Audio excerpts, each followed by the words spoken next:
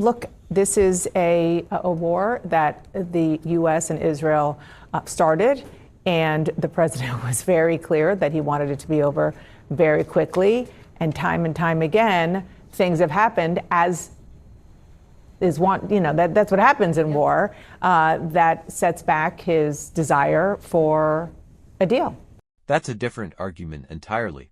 Not whether peace is possible, but whether events on the ground are moving faster than diplomacy. We have heard so many times that a deal is in the offing. Sometimes last week he said potentially as soon as this weekend. He told farmers in Wisconsin that the fertilizer costs that skyrocketed because of the war would be down in 90 days because he was going to take care of this. Let me just interrupt. Sorry, Dasha, just to play what the president said last night about this very thing.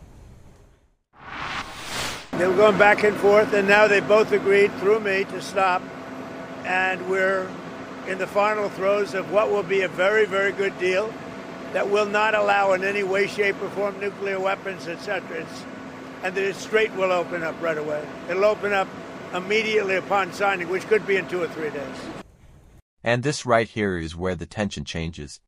Because once these timelines become public, every new event becomes a test. Since this ceasefire started 2 months ago, the president has at least 38 times said some version of a deal is around the corner. Yeah, and he's been really pushing for diplomacy here, and he has been calling this a ceasefire. It's really a ceasefire only by the president's definition, which he recently said just means a more moderate amount of shooting for that region, because you have seen a very hot Middle East in the wake of all of this.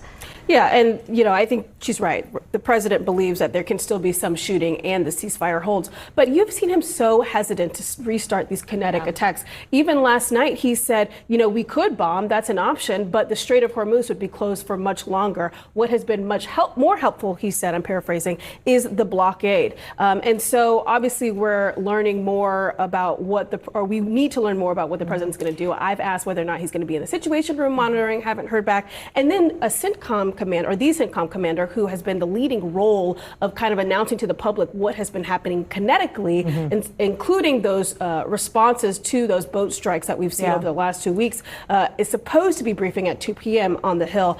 Remains to be seen if that's still going to happen. And it also, because it takes two to tango, it also says something that Iran is so brazen that they shot down Apache helicopters. That doesn't sound like someone who's working towards a deal to end all of this, not just, making the shooting less frequent, but ending it entirely. It shows that ending wars, they're easy to start, very hard to end.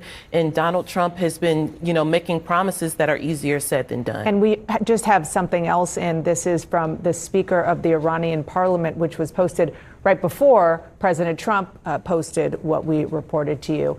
And the Iranian speaker said, "We prefer the language of diplomacy, but we speak other languages far more fluently. Break your commitments and we'll switch to what we speak best. You ride the horse you saddled." The question now isn't whether people want peace.